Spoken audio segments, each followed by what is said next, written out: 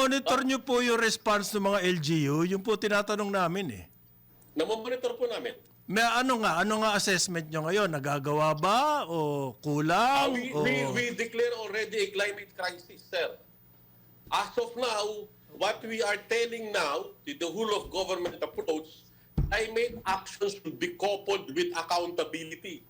Ano po bang ibig sabihin nun? Kung mayroon hong mga local government unit na hindi gumagawa ng trabaho nila, ayon po, sa mandato na binigay, even the International Criminal Court of Justice, it is considered to be a criminal act now. Ayan ho, ginawa last 3 or 4 months ago.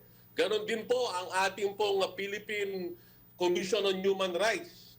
A violation of human rights, a violation of climate rights is already a violation of human rights.